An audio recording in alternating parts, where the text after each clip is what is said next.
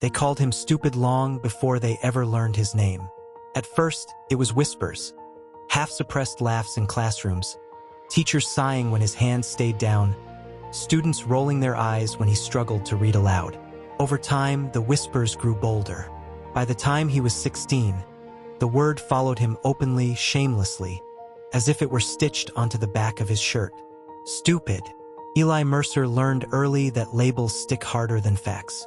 He grew up in the shadow of Hamilton Heights, a prestigious private school perched on a hill overlooking the city. Its glass buildings gleamed like a promise meant for other people. Eli lived at the bottom of that hill, in a narrow apartment that smelled faintly of damp walls and burnt toast. His mother worked double shifts as a hospital cleaner. His father had left before Eli could remember his voice. Eli's mind didn't move the way others expected it to. Words tangled when he tried to explain himself. Numbers danced out of order on paper. Teachers mistook silence for emptiness. When standardized tests came back with low scores, the conclusion was swift and final. He's not academic material. By the time he reached high school, Eli had been tracked into remedial classes, where expectations were low and patience was thinner. Guidance counselors spoke to him gently, slowly, as if volume could fix what they believed was broken. The worst of them all was Dr. Victor Hale. Dr. Hale was the vice principal of Hamilton Heights, a man whose reputation was built on discipline, prestige, and results. He wore tailored suits and a permanent look of disappointment. To him, students were either assets or liabilities. Eli was a liability. "You need to be realistic," Dr. Hale said one afternoon, steepling his fingers across a polished mahogany desk. "Not everyone is meant for higher thinking. Society needs workers too." Eli stared at the carpet. He nodded because nodding ended conversations faster. What no one saw, what no one cared to see, was what happened when Eli was alone. Late at night, after his mother fell asleep on the couch, Eli would sit at the small kitchen table with a stack of old notebooks he'd salvaged from the trash behind the school. Their covers were torn, pages yellowed, but to him they were treasure. Numbers made sense to Eli in a way words never had. Not the way they were taught in class, rigid, boxed, timed, but as patterns, movements, stories. He didn't memorize formulas. He felt them. He could stare at a sequence for hours, seeing shapes and symmetries no one had pointed out. Equations whispered to him if he listened long enough. Eli didn't know the language to explain what he saw. He only knew that when he worked through a problem slowly, patiently, something inside him clicked into place. At Hamilton Heights, however, clicking late was the same as failing. One afternoon, during a school-wide assembly, Dr. Hale took the stage to announce an upcoming academic competition, the Aurelius Challenge. It was legendary. Universities watched it closely. Winners earned scholarships, prestige, and doors flung wide open. "The Aurelius Challenge," Dr. Hale said, "is not for everyone. Only the brightest minds will represent our school." Eli sat in the back row, unnoticed. A week later, when the list of selected students was posted, Eli wasn't surprised not to see his name. He was surprised to find his locker defaced with a note scribbled in red marker. "Why try? You'll never get it." He wiped it off quietly. Then something unexpected happened. The Aurelius Challenge released its preliminary problem, a single equation rumored to be so complex that even graduate students struggled with it. It was meant to screen participants before the real competition. Teachers buzzed with excitement. Students formed study groups.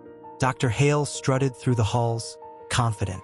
Eli saw the equation by accident, taped to the math department door. He stopped. The hallway emptied around him as he stared at the page.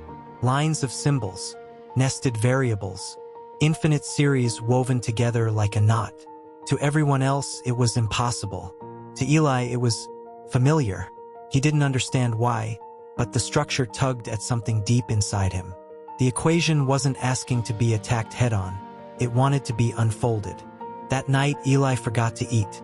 He filled page after page, crossing things out, starting again, letting the math guide him. Hours passed unnoticed. At 3:12 a.m., his pencil stopped moving. The equation collapsed into something elegant, simple, almost beautiful. Eli stared at the result, heart pounding.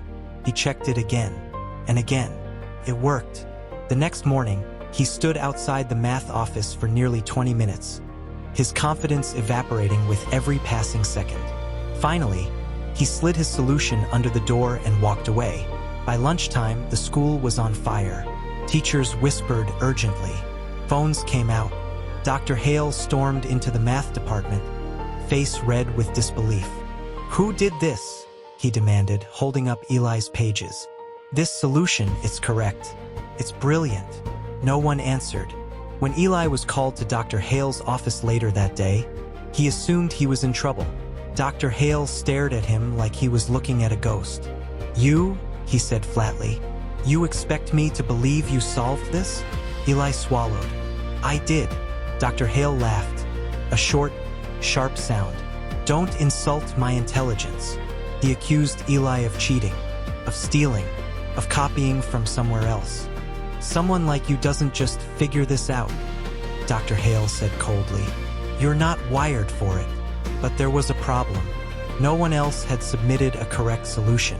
After days of verification, external reviewers confirmed it. The work was original.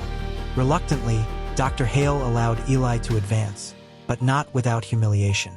"He's an exception," Dr. Hale told the faculty. "A fluke. He won't last." At the Aurelius Challenge Finals, Eli stood on stage among students groomed for greatness. Children of professors, CEOs, politicians. Cameras flashed. Judges watched closely. Dr. Hale sat in the front row, arms crossed. The final problem was unveiled live. An equation so advanced it left the room silent. Time ticked away. One by one, contestants froze. Eli's hands shook at first. Then he breathed. He didn't rush. He listened.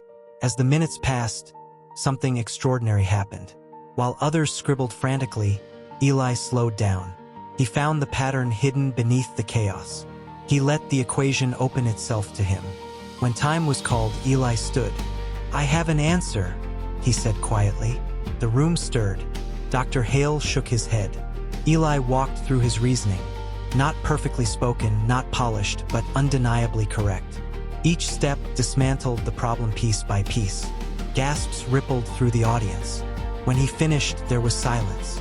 Then applause. Rising. Thunderous. Eli Mercer won the Aurelius Challenge. Reporters swarmed him. Universities called. Offers poured in. And Dr. Hale? He stood frozen, exposed by his own arrogance. In a post-competition interview, a reporter asked Eli how it felt to prove everyone wrong. Eli paused. "I didn't," he said softly. "I proved myself right." Months later, as Eli prepared to leave for college on a full scholarship, he passed Dr. Hale in the hallway one last time. Dr. Hale looked smaller somehow. Eli nodded politely and kept walking. He had nothing to prove anymore. Never mistake silence for stupidity. Never confuse unconventional minds with empty ones.